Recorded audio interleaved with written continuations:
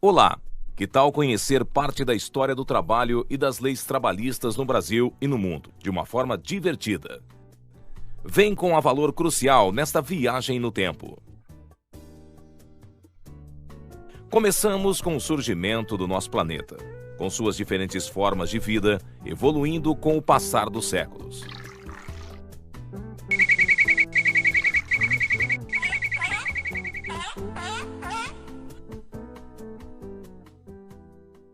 Entre as diferentes formas de vida, surge o homem primata.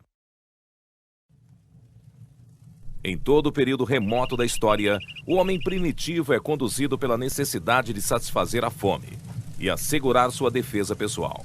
Ele caça, pesca e luta contra o meio físico e animais. Seu corpo e principalmente as mãos são seu instrumento de trabalho. Nesta época, não o trabalho como conhecemos atualmente, mas sim a constante luta pela sobrevivência. Muito tempo depois é que se instalaria o sistema de troca e o regime de utilização em proveito próprio do trabalho alheio.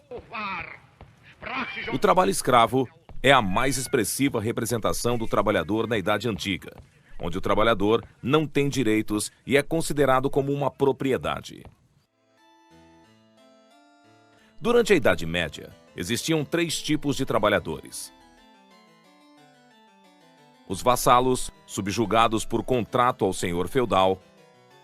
Os servos, quase escravos, que podiam inclusive ser vendidos, dados ou trocados por outros servos ou mercadorias. E por fim, os artesãos, que trabalhavam por conta própria, desenvolviam, produziam e vendiam suas mercadorias.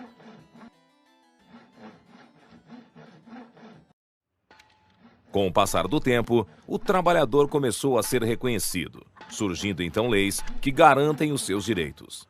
O surgimento do direito do trabalho aconteceu com o desenvolvimento das relações em comunidades e com a Revolução Industrial no século XVIII. Veio o reconhecimento do trabalho como venda de serviço ou da força de trabalho. Bom dia! Interrompemos nossa programação normal para anunciar a invenção que pode mudar a forma como trabalhamos. É isso mesmo! Mecânico escocês James Watt acaba de aperfeiçoar a máquina a vapor de Thomas Newcomb e pretende mecanizar toda a indústria atual. Parece que vamos entrar em uma nova revolução, a Revolução Industrial. Com a chegada de máquinas a vapor, com fonte de energia, substituindo a força humana, a necessidade de pessoas para operar as máquinas a vapor e têxtil impôs a substituição do trabalho escravo, servil e corporativo pelo trabalho assalariado. Logo no início do direito do trabalho no século XIX, as leis visavam basicamente diminuir a violência às mulheres e crianças no espaço de trabalho onde ocorriam exigências descabíveis. Pouco depois, na França, ocorre o movimento para a instauração da liberdade de associação, dando o pontapé inicial para a criação dos sindicatos. Posteriormente, veio o primeiro Ministério do Trabalho. Em 1891, o Papa Leão IX apresenta a encíclica católica Rerum Novarum, que trazia em seu texto as obrigações de patrões e empregados, enfatizando o respeito e a dignidade da classe trabalhadora, tanto espiritualmente quanto fisicamente. E fez uma ampla referência à necessidade de uma nova postura das classes dirigentes perante a chamada questão social. No início do século XX, as fronteiras do direito do trabalho estariam marcadas pela criação da OIT, Organização Internacional do Trabalho. A primeira constituição que dispôs sobre o direito do trabalho foi a do México, em 1917. O seu artigo 123 estabelecia a jornada diária de 8 horas, a jornada máxima noturna de 7 horas, a proibição do trabalho para menores de 12 anos, a limitação da jornada de menor de 16 anos para 6 horas diárias, o descanso semanal, a proteção à maternidade, o direito ao salário mínimo, a igualdade salarial, a proteção contra acidentes no trabalho, o direito de sindicalização, o direito de greve, conciliação e arbitragem de conflitos, o direito à indenização de dispensa e seguros sociais. No Brasil, o direito do trabalho foi influenciado por fatores externos e internos. Influências externas.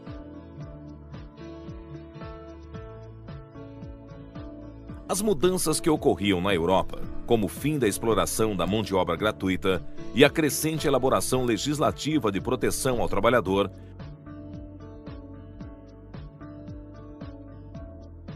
o Brasil, em 1919, assumiu compromisso internacional ao ingressar na OIT, que implicava no comprometimento com normas trabalhistas.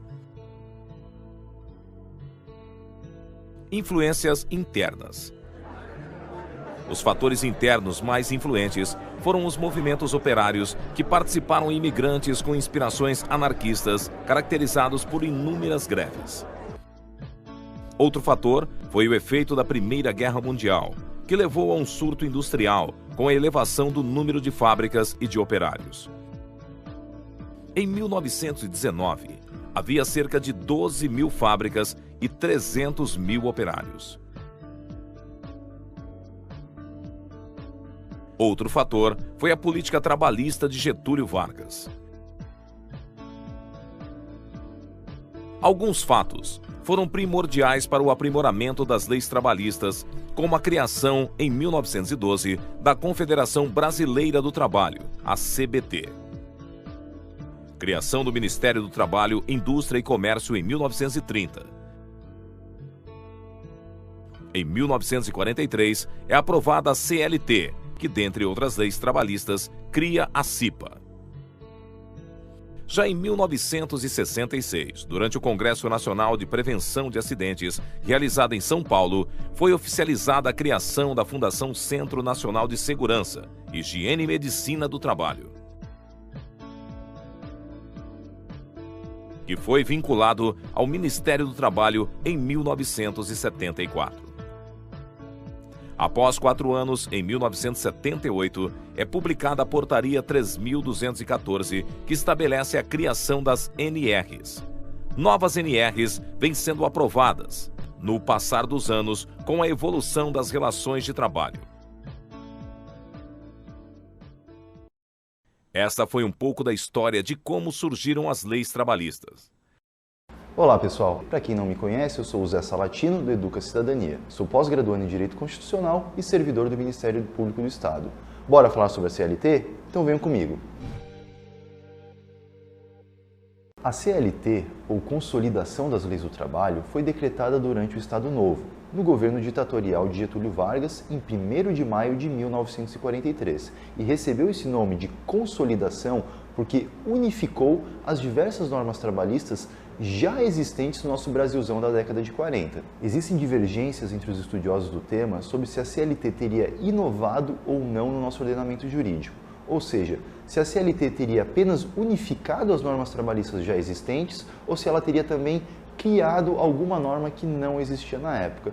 Mas isso é discussão para a academia. De qualquer forma, é unânime a posição dos estudiosos no sentido de que o principal objetivo da CLT foi o de unificar as normas já existentes no nosso ordenamento jurídico, como a norma que previa o salário mínimo, as que determinavam os direitos de férias e as que previam a jornada de trabalho, dentre outras. Imaginem como era difícil saber quais os direitos do trabalhador lá na década de 40, quando não existia internet e as normas do direito do trabalho estavam todas espalhadas no nosso ordenamento jurídico. Pense em um juiz no interior do nosso Brasilzão, lá atrás, sem a cópia de um decreto-lei. Como ele iria aplicar o direito? Aí é que está a importância da CLT. A unificação das normas já existentes no nosso ordenamento jurídico contribuiu para uma maior proteção dos trabalhadores, facilitando a identificação e aplicação dos direitos existentes na época. Já que a CLT reúne direitos e deveres dos empregados e empregadores, assim como alguns conceitos importantes para as relações de trabalho, bora ver algum deles? Quem pode ser considerado empregado? Segundo o artigo 3º da CLT, é toda pessoa física que presta serviço de natureza não eventual a empregador, sob a dependência deste e mediante salário. Assim, para que alguém seja considerado empregado, deve preencher alguns requisitos. O primeiro é ser pessoa física. O segundo é que a prestação de serviço não pode ser de forma eventual, ou seja, o empregado deve ter uma jornada de trabalho definida e contínua. Já o terceiro é que deve existir uma relação de subordinação entre o empregado e o empregador. Galera, relação de subordinação significa que o empregado deve obedecer às ordens do empregador, o que o pessoal do direito do trabalho chama de poder de mando do empregador, ou seja, o empregado não possui autonomia na sua atuação. O quarto requisito é que o cidadão deve receber um salário pelo serviço prestado. Por fim, o quinto requisito. A prestação do serviço deve ser de caráter pessoal, ou seja, na figura do empregado. O empregado não pode chamar um amigo ou um parente para prestar o serviço em seu nome. Deve ele executar o serviço pelo qual foi contratado. Outro conceito importante na CLT é a carteira de trabalho, que é o documento de identificação do trabalhador. Lá estarão seus dados pessoais e os dados do contrato de trabalho, como quem é o empregador, a data de início e a remuneração. Segundo o artigo 53 da CLT, quando a empresa pega a carteira de trabalho para assinar, ela tem até 48 horas para devolver ao empregador. Se ela passar desse prazo, ela então terá que pagar uma multa ao empregado.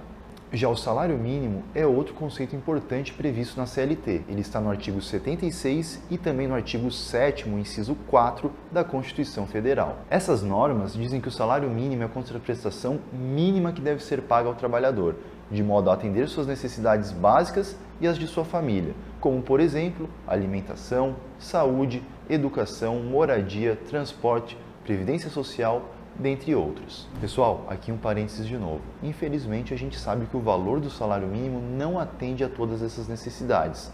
Atende, no máximo, a uma ou duas delas. Infelizmente, essa é a nossa realidade. Por fim, o conceito de licença maternidade.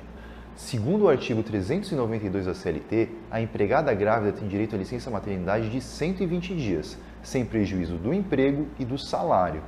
Em outras palavras, ela pode se ausentar do trabalho sem correr o risco de perder o seu salário ou de ser demitida. Zé, mas quando que a empregada pode pedir a licença maternidade? A resposta está no parágrafo 1º do artigo 392. Entre o 28º dia antes do parto até a ocorrência do parto. Esse é o período durante o qual, ou entre o qual, a empregada grávida pode requisitar a licença maternidade. Uma outra coisa, galera, a empregada grávida também não pode ser demitida desde a ciência do parto, ou seja, desde o momento em que descobrem que ela está grávida, até 5 meses depois do nascimento da criança. Carteira de Trabalho e Previdência Social Digital. É um assunto muito procurado atualmente e saíram várias novidades nos últimos dias. Então vem comigo que eu vou te contar certinho sobre essas novidades. Eu sou Iris Caroline, sou professora na NIT Treinamentos e vim aqui então para te deixar totalmente atualizado com as novidades da CTPS Digital. Então a partir de agora, a Carteira de Trabalho ela é emitida de forma digital, não sendo mais feita a emissão em papel da Carteira de Trabalho física. E ela é válida para os empregadores que já estão obrigados a enviar os dados ao e-social. O aplicativo Carteira de Trabalho Digital já está disponível para ser baixada e nela aparecerão as informações dos empregados. A partir de agora, então, todas as informações, as atualizações que eram anotadas na Carteira de Trabalho,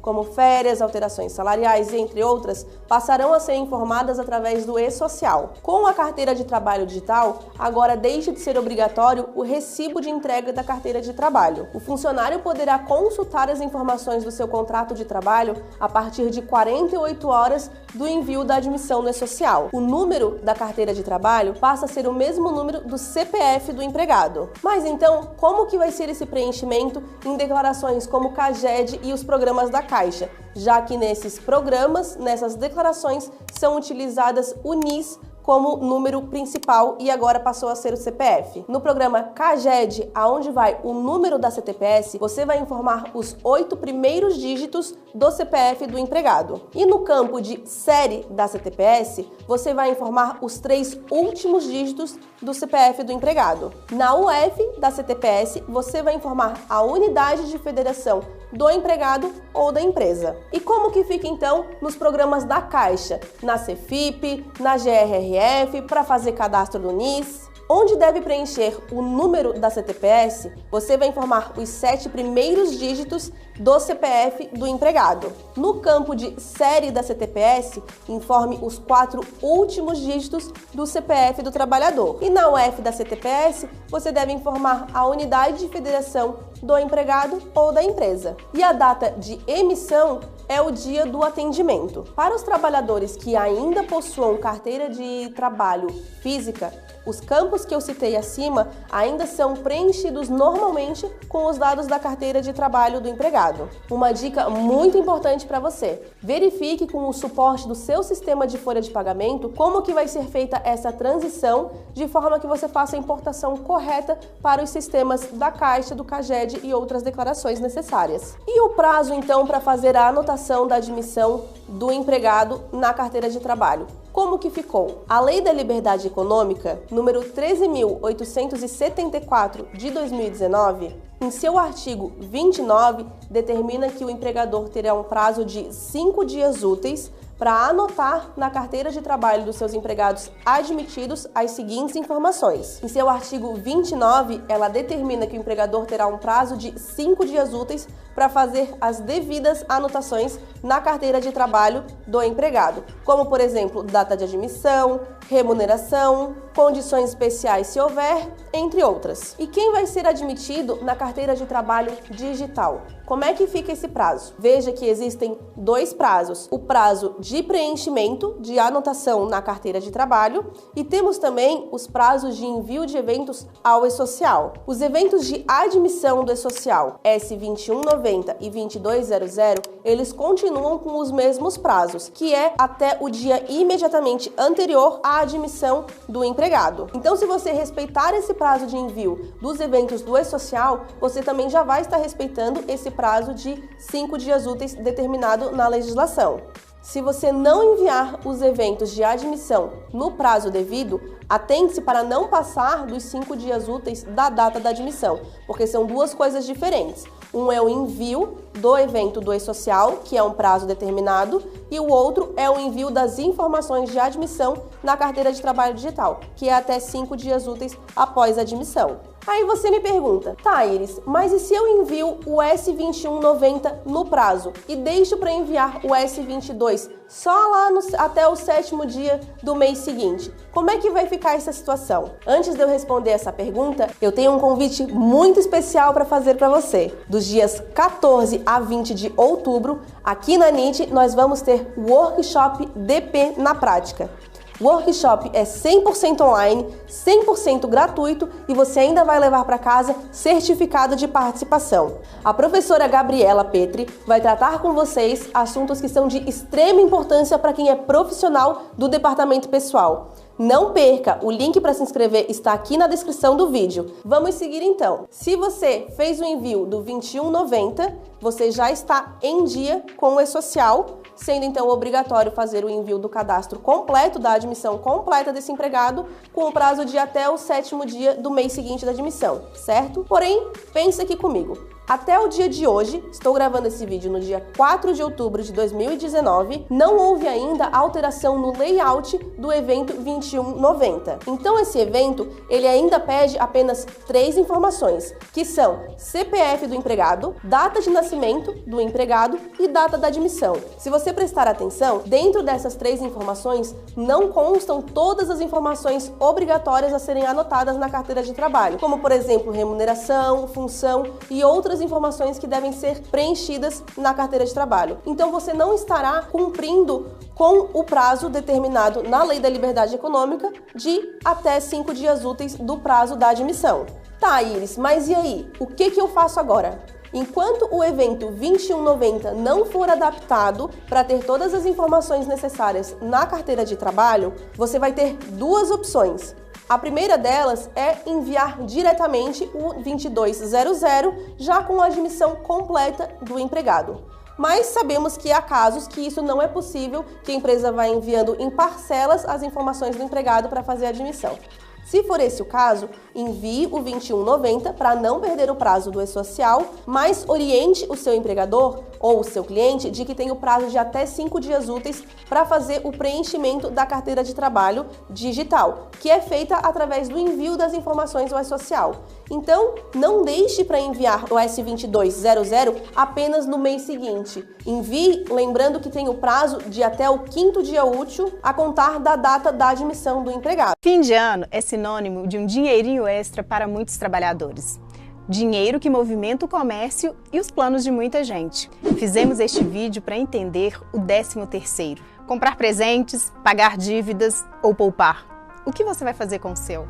Com o meu? Eu vou guardar. Vou gastar. Vou guardar. Presente para os filhos. Vou aplicar em alguma coisa de meu interesse. Olha, eu não fiz plano ainda. Eu vou organizar as minhas dívidas. Vou pagar as dívidas, porque todo brasileiro, 68% está endividado. Comprar presente para a família e alguns mimos para mim também. Eu vou economizar, eu vou poupar. Chega de gastar. Considerado uma conquista dos trabalhadores, o salário extra é uma bonificação paga pelas empresas. O benefício surgiu oficialmente em 1962, no governo do então presidente João Goulart. O 13º salário não é uma simples gratificação de natalina para o trabalhador. É como se fosse um motor para a economia, e não só numa única época do ano. As pesquisas mais recentes mostraram que as famílias pagaram boa parte de suas dívidas com esse adicional, que na verdade é um reconhecimento da participação que o trabalhador tem nas empresas. Na época, patrões e economistas previam que o 13º sobrecarregaria as empresas e pressionaria a inflação. Com o tempo, porém, a bonificação se mostrou um grande propulsor para a economia. A gratificação natalina foi assegurada pela Constituição de 1988. O salário extra é proporcional aos meses trabalhados no ano. Ele pode ser pago pela empresa ao trabalhador de 2 ou de uma única vez. O calendário estabelecido por lei diz que a primeira parcela deve ser paga até o dia 30 de novembro. O outro restante deve ser depositado até o dia 20 de dezembro. Tem direito ao 13º salário todos os trabalhadores do serviço público e da iniciativa privada, avulso e doméstico, além dos aposentados e pensionistas do INSS, Instituto Nacional do Seguro Social. Recentemente, o benefício sofreu ataques. E temos algumas jabuticabas que a gente sabe que é uma mochila nas costas de todo empresário. Jabuticabas brasileiras, 13º salário. Se a gente arrecada 12, como é que nós pagamos 13? Mas o 13º não é exclusivo do Brasil. Países como Argentina, Uruguai, México, Portugal e Espanha também têm a bonificação. O 13º salário tem resistido às últimas tentativas de flexibilização da legislação trabalhista no Brasil, mas a tendência é de que ele desapareça a julgar pelos últimos fatos, inclusive fatos políticos que interferem na política econômica. O programa Verde Amarelo, que o governo Bolsonaro lançou recentemente com uma proposta de aumentar o volume de empregos no Brasil, mantém o 13º, mas permite uma mudança na forma como as empresas pagam esse adicional. Tanto as verbas proporcionais do 13º como o adicional de férias poderão ser pagos por mês junto dos salários, se os trabalhadores assim negociarem com os seus patrões. O fato é que isso descaracteriza o 13º, provoca um enfraquecimento dessa verba adicional que o trabalhador recebe.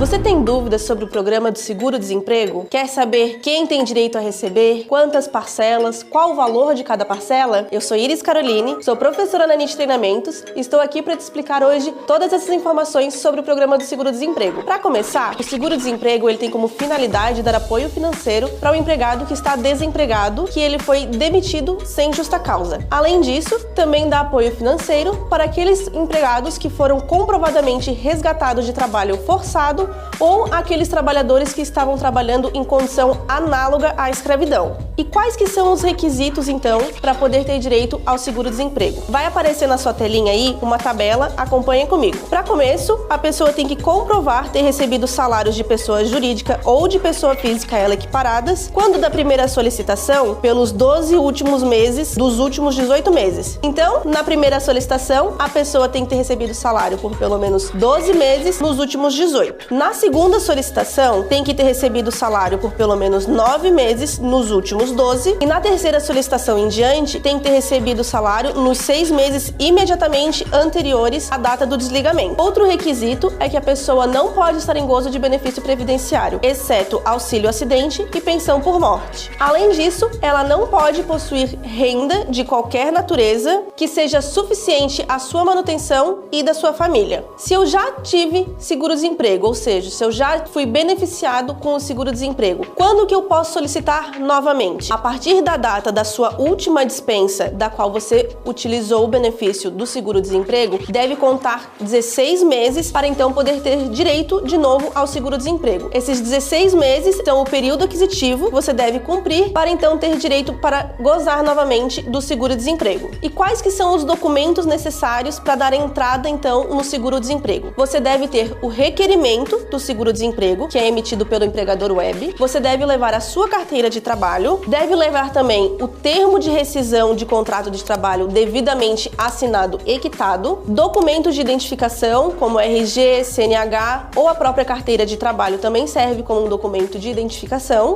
comprovante de residência, extrato de FGTS, comprovante de que sacou o FGTS. Sem esse comprovante de saque, eles não vão liberar o seguro-desemprego, e deve levar também os 3 últimos contra-cheques dos 3 meses anteriores à data do desligamento. As parcelas devidas do seguro-desemprego são no mínimo 3 e no máximo 5. Acompanha comigo aí na tela que você vai ver como que funciona. Na primeira solicitação, quando o empregado comprovar vínculo de 12 a 23 meses, ele vai ter direito a 4 parcelas. Quando comprovar vínculo de 24 meses ou mais, vai ter direito a 5 parcelas. Já na segunda solicitação, comprovação de vínculo de 9 a 11 meses dá direito a 3 parcelas, de 12 a 23 meses a 4 parcelas e de 24 meses ou mais, 5 parcelas. Da terceira solicitação em diante, quando comprovado o vínculo de 6 a 11 meses, tem direito a 3 parcelas, de 12 a 23 meses, 4 parcelas e de 24 meses ou mais, 5 parcelas. O valor do benefício do seguro-desemprego não pode ser inferior a um salário mínimo. E na hora de fazer o cálculo, então, do valor, ele é referente à média dos últimos 3 meses antes da data do desligamento. Acompanha aí na tela comigo que você vai ver a tabelinha referente aos valores. Então, o cálculo do benefício é feito com base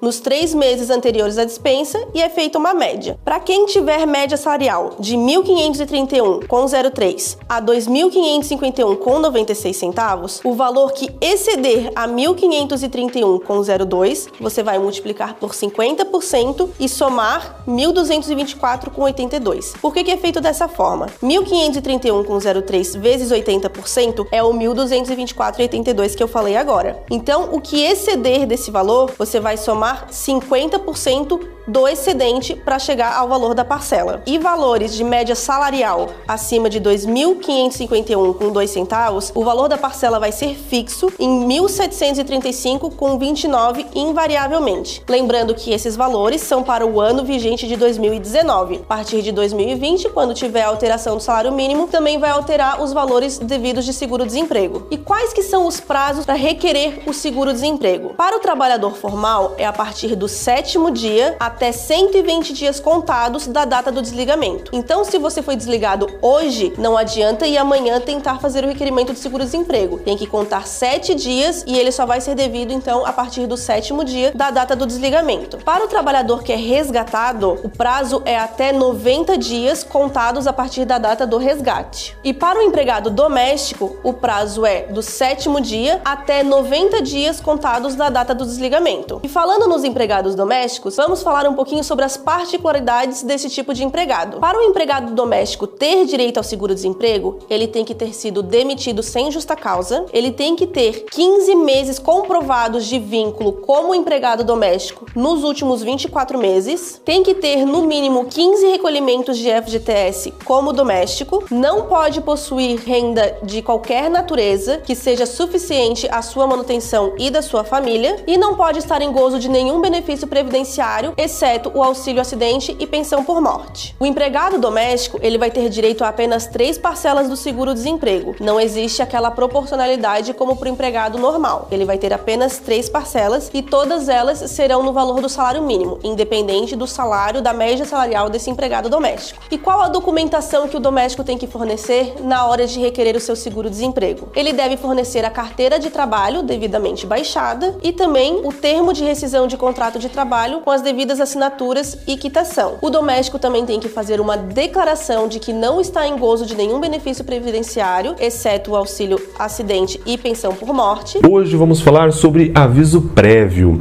Vamos falar do artigo 487 da CLT. Lá no artigo 487 nós vamos encontrar um texto mais ou menos assim: a parte que sem justo motivo quiser rescindir o contrato de trabalho deve avisar a outra de sua decisão com antecedência mínima de 30 dias. Perceba, a própria CLT vai nos dizer que a parte que sem justo motivo, portanto a parte que quiser rescindir o contrato sem justa causa, deve avisar a outra com antecedência mínima de 30 dias. Quando a CLT fala a parte, ela está dizendo que o empregado e o empregador devem dar aviso prévio para a outra parte. Se a empresa quer rescindir o contrato de trabalho, ela deve avisar o empregado com no mínimo 30 dias de antecedência. E a mesma coisa é para o empregado. Se ele quer rescindir o contrato, ele deve avisar a empresa com também 30 dias de antecedência. Eu vou explicar primeiro de um lado, ou seja, quando a empresa quer demitir o empregado, e depois do outro lado, quando o empregado quer pedir demissão, o empregado toma a iniciativa da rescisão. Primeiro, quando a empresa quer rescindir o contrato. Quando é iniciativa da empresa, iniciativa do empregador, ela deve avisar o empregado com 30 dias de antecedência. E para isso ela tem 2 alternativas. A primeira alternativa é o aviso prévio trabalhado. Aviso prévio trabalhado. A empresa comunica o empregado hoje e a partir de amanhã ela começa a contar o prazo do aviso prévio, que é de no mínimo 30 dias. Sempre que nós temos um aviso prévio trabalhado, o empregado tem 2 alternativas. Essas alternativas elas se encontram no artigo 488 da CLT. Primeira alternativa: o empregado pode reduzir 2 horas na sua carga horária diária. Porém, ao invés de, por exemplo, entrar às 8, ele entra às 10. Ou ao invés de sair às 18, ele sai às 16. Ele diminui 2 horas na sua carga horária diária. A segunda alternativa que o empregado tem é o direito de faltar por 7 dias consecutivos.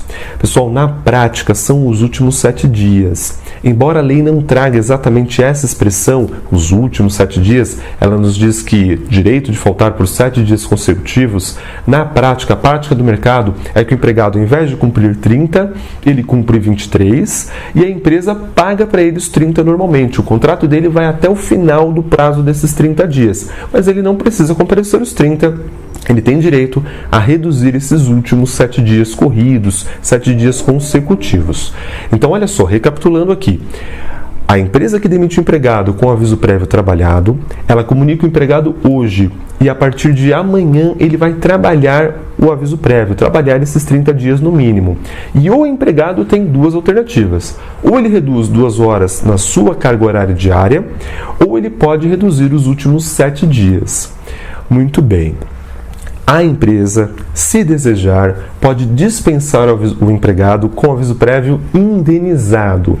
Ou seja, ela comunica o empregado hoje e a partir de amanhã ele já não vai mais trabalhar. Em contrapartida, ela indeniza o período do aviso prévio. Ela indeniza para ele no mínimo esses 30 dias. Perceba que sempre eu estou tratando no mínimo 30. Por que no mínimo 30 dias? Porque nós sabemos que a Lei 12.506 de 2011, ela regulamentou aquele aviso prévio proporcional que lá o artigo 7º da Constituição trazia desde 88. Então, a partir de 2011, além dos 30 dias seletistas, nós temos que considerar, sempre que o empregado for demitido com iniciativa da empresa, que ele tem direito a mais 3 dias por ano completo de serviço ao empregador. Vamos lá, muito simples. Se o meu empregado não tem nenhum ano completo, ele tem direito a 30 dias de aviso prévio. Para cada ano completo, eu acresço 3 dias. Então, 1 ano completo, 33 dias. 2 anos completos, 2 vezes 3, 6, mais 30, tem direito a 36. Professor Rafael, o meu empregado tem 15 anos completos de empresa. 15 vezes 3, 45.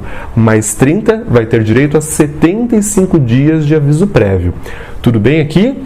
O limite trazido por essa lei são 20 anos, portanto 20 vezes 3, 60, mais 30, 90. O limite dessa lei são 90 dias, 60 trazidos pela proporcionalidade, mais os 30, por isso perfazendo um total de 90 dias. É importante ressaltar que a lei do aviso prévio proporcional, ela somente se aplica em benefício do empregado, ou seja, somente quando a iniciativa da rescisão é do empregador, é da empresa. Se a iniciativa da rescisão é da empresa, aí nós temos que ver quantos anos completos o empregado tem de empresa e aplicar para cada ano completo a proporcionalidade dos 3 dias. Por outro lado, se o empregado pede demissão, ele também tem que conceder aviso prévio para a empresa. Ele também tem que dar à empresa o aviso prévio. E se ele não concede, se ele não comunica à empresa com pelo menos 30 dias, a empresa pode descontar dele o período do aviso prévio. Existe a previsão expressa no parágrafo 2º do artigo 487 da CLT. O empregado que não concede, não avisa o seu empregador com antecedência de 30 dias, pode sofrer o desconto deste período na rescisão.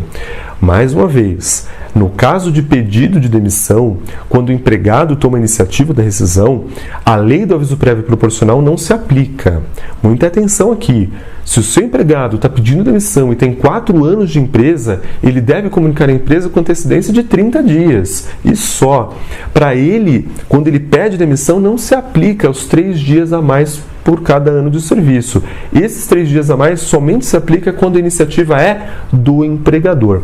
A própria nota técnica 184 de 2012 do Ministério do Trabalho deixa isso claro também. Legal? Você tem dúvidas com relação à rescisão de contrato de trabalho? Eu sou Iris Caroline, sou professora na NIT Treinamentos, estou aqui para responder algumas dessas dúvidas. Começando, o que é uma rescisão de contrato de trabalho? A rescisão acontece quando uma das partes decide que não quer mais continuar o seu contrato de trabalho. Então pode vir do empregador e pode vir do empregado. O primeiro passo para a rescisão é o aviso prévio, que é a comunicação de que aquela parte deseja rescindir o seu contrato de trabalho. E esse aviso prévio deve ser comunicado com pelo menos 30 dias de antecedência, exceto nos casos de contrato por prazo determinado, demissão por justa causa ou rescisão por morte, seja do empregado ou do empregador. Que daí tu não tem como avisar a outra pessoa, porque, né? Os motivos mais comuns de rescisão de contrato de trabalho são demissão sem justa causa por iniciativa do empregador, pedido de demissão por iniciativa do empregado, término de contrato de experiência, rescisão por acordo entre as partes, que foi implementada com a reforma trabalhista no artigo 484-A, término antecipado de contrato por prazo determinado, considerando aqui também o contrato de experiência, então por iniciativa do empregado, ou também término antecipado por iniciativa do empregador. E quais são os direitos para o empregado nesses tipos de modalidades de rescisão? Vai aparecer agora na sua telinha uma tabela onde mostra quais são os direitos para cada modalidade de rescisão. Então temos, por exemplo, na demissão sem justa causa por iniciativa do empregador, o empregado tem direito a sacar o FGTS, tem direito da multa rescisória sobre o saldo do FGTS também e tem direito ao programa do seguro-desemprego. Já no caso de um pedido de demissão por iniciativa do empregado, ele não tem direito à multa rescisória, não tem direito a sacar o seu FGTS, considerando a modalidade atual de saque de FGTS, sem levar em consideração a nova modalidade de saque aniversário, e também o empregado não tem direito ao programa de seguro-desemprego. Já no caso da rescisão por acordo, o empregado tem direito à multa do FGTS, porém aqui não é de 40%, é de 20% apenas. Não tem os 10% de contribuição social para o governo, poderá sacar o seu FGTS em até 80% do seu saldo,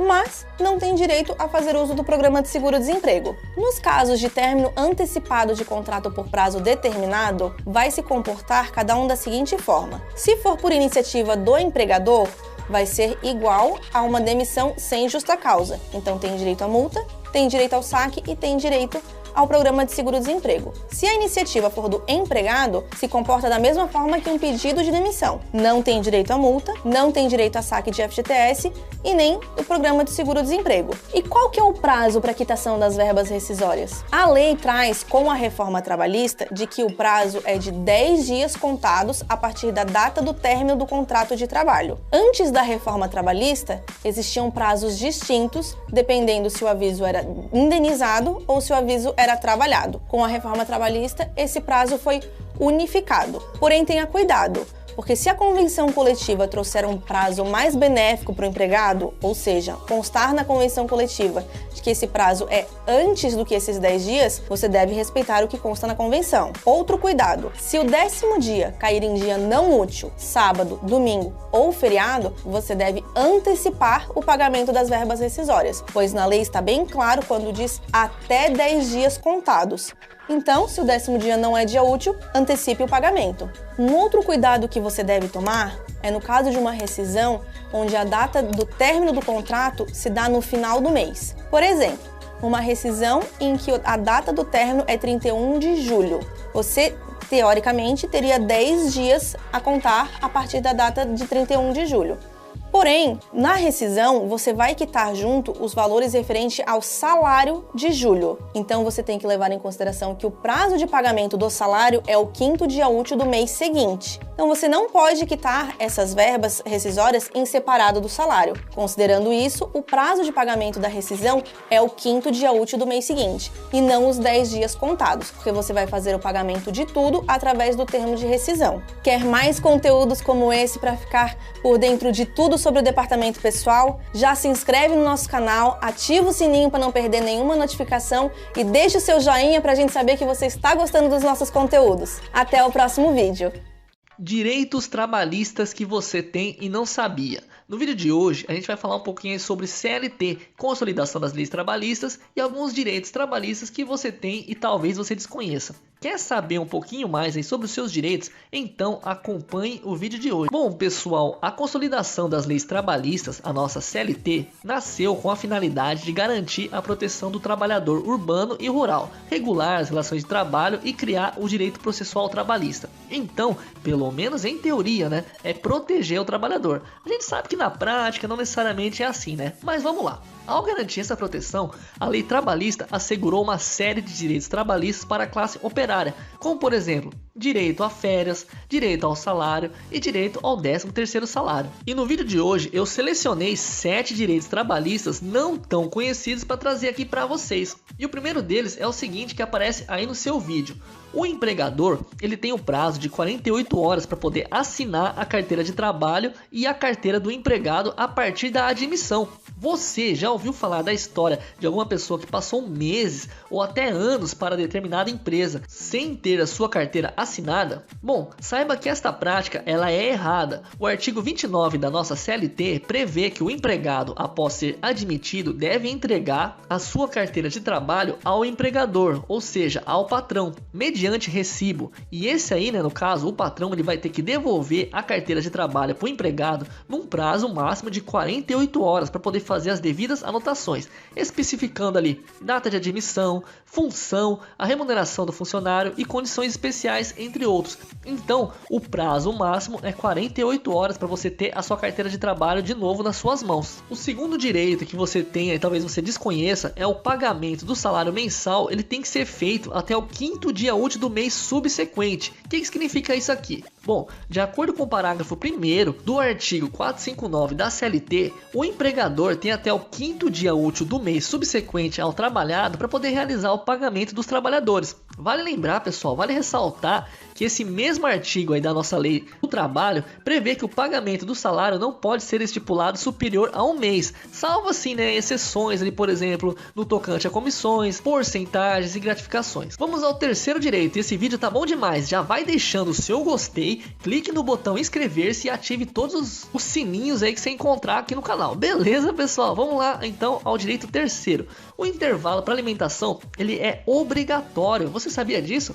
O artigo 71 da nossa CLT estabelece que nas jornadas de trabalho que excederem, né, ou seja, que passarem 6 horas, é obrigatória a concessão de um intervalo para repouso ou alimentação, o qual será no mínimo de 1 hora e, salvo acordo escrito ou contrato coletivo em contrário, não poderá exceder a 2 horas. Agora, você retirar integralmente esse intervalo, ele fere o princípio da dignidade humana, então tem que ter intervalo para comer, isso aí é obrigatório. Vamos ao quarto direito. As horas extras não podem ultrapassar 2 por dia. Bom, o trabalhador ele não pode trabalhar mais do que 10 horas por dia. É o que trata o artigo 59 da CLT, quando prevê que a duração diária do trabalho poderá ser acrescida de horas extras, em número não excedente de 2 por acordo individual, convenção coletiva ou acordo coletivo de trabalho. O quinto direito é referente à licença paternidade para os pais trabalhadores. A Lei 13.257 de 2016 ampliou a licença paternidade. Com a nova lei, com a nova legislação,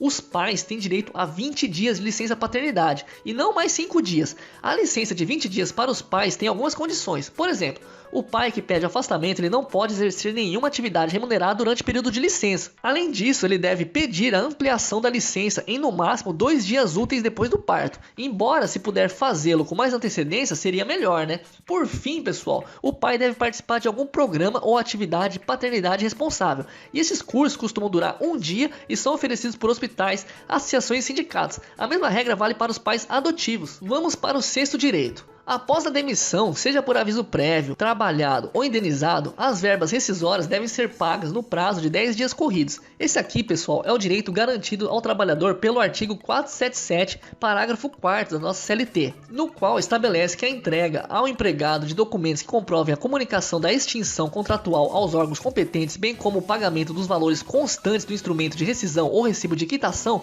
eles deverão ser efetuados até 10 dias contados a partir do término do contrato. E o sétimo e último direito deste vídeo é um intervalo entre uma jornada e outra, que tem que ser de 11 horas consecutivas no mínimo. Preste atenção, no mínimo. Por que isso, Léo? Porque, segundo estabelece o artigo 66 da nossa CLT, entre 2 jornadas de trabalho haverá um período mínimo de 11 horas consecutivas para descanso. Dessa forma, o trabalhador tem que ficar de boa, pelo menos 11 horas. Não poderá ser chamado para cumprir mais uma jornada de trabalho, caso esse período de intervalo não seja cumprido. Então é isso, pessoal. O primeiro passo para você poder exigir os seus direitos é conhecer. E aí, pessoal, tudo bem? Eu sou o Atos, vou conversar com vocês hoje um pouco sobre direito do trabalho, tá, gente? Falar sobre trabalho noturno, tá? Tema aí muito relevante, muito importante dentro de provas da OAB.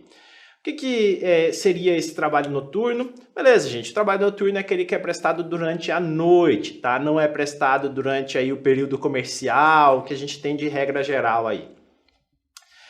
Sobre o trabalho noturno, tá, gente? É importante fazer só uma pequena observaçãozinha antes da gente entrar nos horários ali adicionais. Lembre-se, tá, gente? O menor de 18 anos não pode prestar serviços noturnos, tá? Não pode. E por que isso, Atos? Olha, ao menor de 18 anos é vedado qualquer tipo de atividade insalubre, perigosa ou noturna, tá? Então, esse tipo de funções só a partir dos 18 anos, tá? Nossa, Atos, mas o cara pode trabalhar a partir dos 16 anos? Pode, tá? Desde que não seja uma dessas 3 atividades, ele pode trabalhar a partir dos 16. E tem a condição do aprendiz, tá? O aprendiz pode ser a partir dos 14 anos. Tudo bem. Resolvida essa questão, tá, gente? Vamos falar um pouco sobre o trabalho noturno, tá? Do empregado urbano da nossa regra geral. Tá? O trabalhador urbano, tá? Ele vai cumprir ali um trabalho noturno, tá? Que vai ser computado das 22 às 5 da manhã, das 22 horas da noite às 5 da manhã. Essa é a jornada noturna dele. Se vocês contarem aí certinho das 22 às 5, vocês vão ver que não há 8 horas, tá? Porque ele tem a chamada hora ficta, tá? Hora reduzida aqui, hora limitada, tudo bem? A hora dele é de 52 minutos e 30 segundos. Hora essa de 52 minutos e 30 segundos, tá? Que tem ali um período, tá? Menor por conta da gravidade ali, da situação, de prestar esse serviço noturno, onde ele não tem ali uma rotina muito adequada. Tudo bem? Beleza. Para esse trabalhador noturno, tá? O adicional dele será de 20%. Cuidado com isso. Adicional do noturno urbano será de 20%. Lembre-se, tá? Qualquer tipo de adicional noturno será sempre salário condição. Ele vai receber enquanto estiver prestando aquele serviço. A partir do momento que ele for transferido para amanhã, se encerra qualquer tipo de adicional. Beleza. E aí, vamos falar do trabalhador rural agora. O rural, tá, gente? Ele presta ali um serviço, tá? Ele vai prestar um serviço ali que pode ser dividido, tá? Entre o rural que trabalha ali na agricultura, tá? Ou o rural que trabalha na pecuária, tá? As jornadas dele, os horários noturnos são diferentes, tá?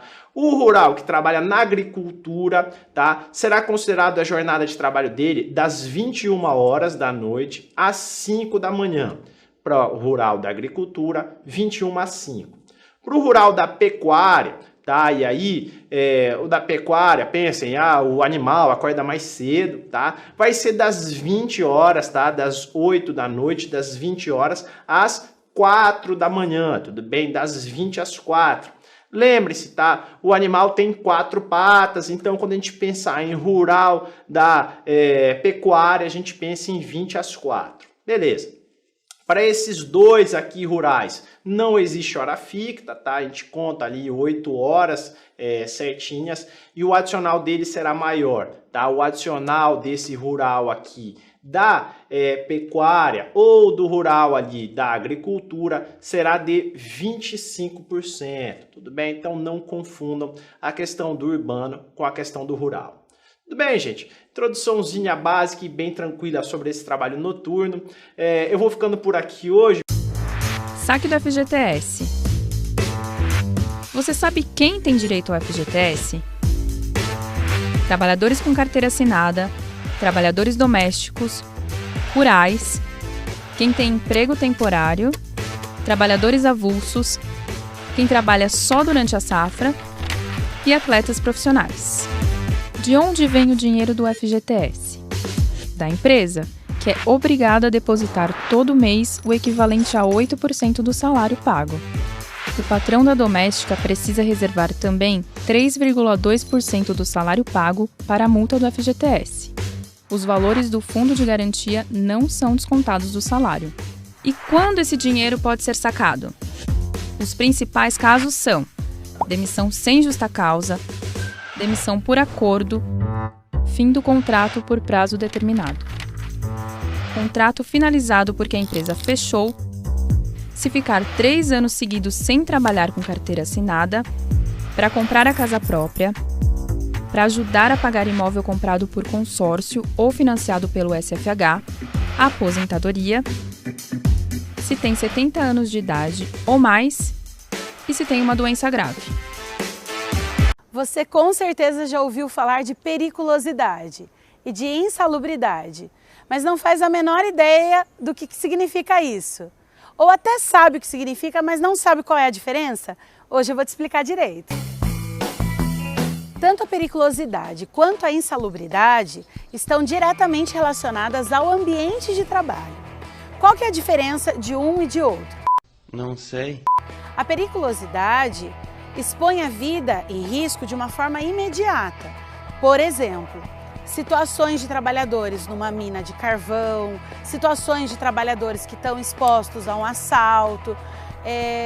Hoje em dia já tem até entendimento do mototáxi, que o mototáxi deve ter sim um adicional de periculosidade. O que é a periculosidade? Ele está exposto, a vida dele está exposta dia a dia ali no trânsito. Então, a periculosidade é diferente da insalubridade. A insalubridade, a sua vida como trabalhador, no seu ambiente de trabalho, está exposta diariamente a agentes nocivos à sua saúde. Então, dia a dia, você pode estar prejudicando a sua saúde em contato, por exemplo, com muito frio, com muito calor, com poeira, com barulho. Isso tudo são agentes nocivos à sua saúde que podem te dar direito à insalubridade. Eu estava cego, mas agora eu estou enxergando. Agora tudo vai mudar. E qual é o direito? Qual é a garantia? Após reconhecida a periculosidade ou a insalubridade que você foi submetido no seu período de trabalho, que você tem direito? Você tem direitos trabalhistas e direitos previdenciários. Os direitos previdenciários, ou seja, relacionados à aposentadoria.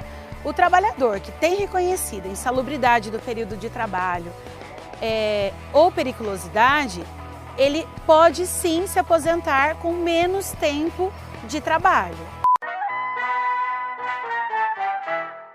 Já os direitos trabalhistas têm a ver com uma bonificação, com um adicional, ou seja, a insalubridade, se for reconhecido que você tem insalubridade no seu ambiente de trabalho, ela pode ser uma insalubridade mínima, média ou máxima. A insalubridade mínima de 10%, 20% ou até a máxima 40% sobre o salário, um adicional que você vai receber. Já a periculosidade tem um adicional fixo, reconhecida a periculosidade é 30% a mais no salário. É isso aí, se você não sabia a diferença entre insalubridade, periculosidade, dos direitos relacionados a essas questões e você gostou de assistir esse vídeo, deixa aqui os seus comentários e não esquece, curte, compartilha, nós estamos em todas as redes sociais, no nosso canal no YouTube, você ainda não se inscreveu? Se inscreve, clica aqui, se inscreve agora, clica no sininho, as notificações chegam para você imediatamente quando os vídeos são postados.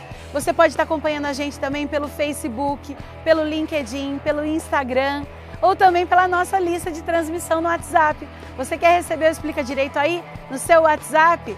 Então manda uma mensagem pra gente que a gente inclui na lista de transmissão.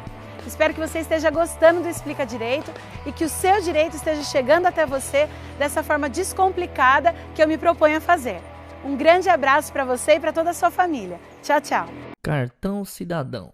No vídeo de hoje a gente vai entender para que serve o cartão cidadão e como fazer para poder solicitar o seu cartão do cidadão. Quer saber um pouquinho mais sobre esse assunto? Então acompanhe o vídeo de hoje.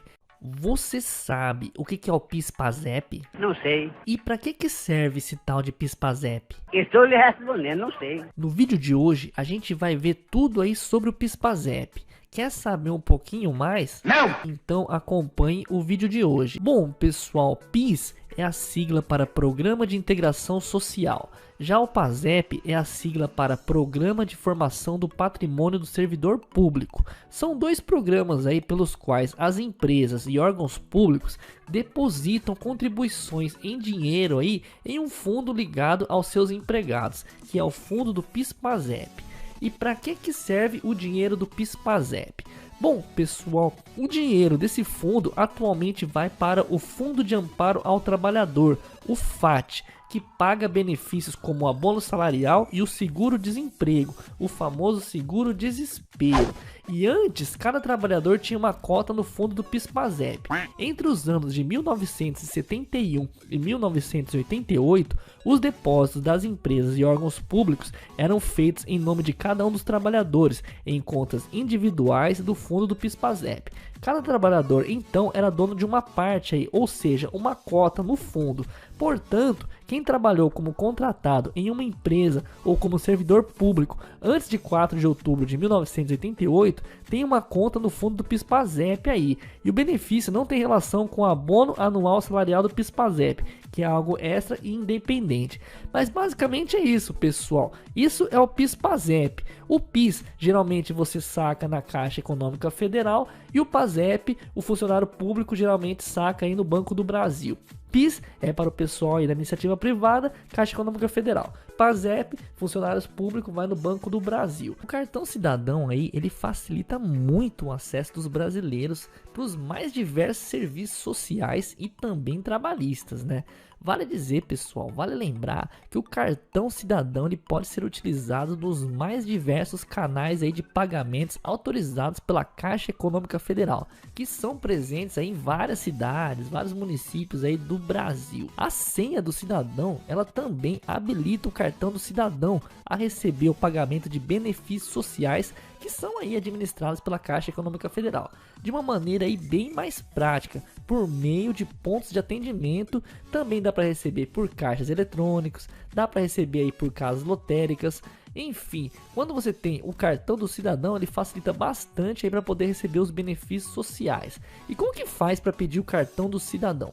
Bom, pessoal, o cartão do cidadão ele pode ser pedido em qualquer agência da Caixa Econômica Federal ou pelo telefone que eu vou passar para vocês aí. Anotem aí, 0800 726 0207. O número vai ficar na descrição do vídeo aí para você. E para que o atendimento seja bem mais rápido, a Caixa pede que tenha em mãos o seu número do NIS. E uma vez feito o pedido, o cartão vai ser entregue na casa da pessoa. Ou então ele pode ser retirado aí na agência, como a pessoa preferir aí, segundo a Caixa. Após tudo isso, pessoal, você tem que fazer a sua senha. E a sua senha ela deve ser feita na agência da Caixa Econômica Federal ou em uma lotérica. Então você vai fazer o seguinte: você precisa ligar antes no mesmo número 0800 726 0207. E para fazer a senha é preciso levar o termo de responsabilidade, o documento obrigatório que pode ser baixado no site da Caixa. O termo de responsabilidade para o cadastramento da senha do cidadão é esse que aparece aí no seu vídeo. E também vou deixar o link na descrição para você poder acessar e imprimir ele aí. Mas é importante lembrar que esse termo aí ele tem que ser assinado na frente do atendente da agência da Caixa Econômica Federal ou da lotérica, né? Então você só imprime ele e assina na frente do atendente. Beleza, pessoal? Além do termo, é preciso levar também aí um documento de identificação com foto, como por exemplo a sua CNH, enfim, né? Um documento que tenha foto, pode ser um passaporte e daí por diante. Então é isso, pessoal. Esse vídeo aqui foi para você entender melhor como funciona o cartão do cidadão. Qualquer dúvida, deixa aqui nos comentários. Ou também pergunte lá no 0800 726 0207, que vai ter atendentes totalmente capacitados para poder esclarecer essas dúvidas aí para você.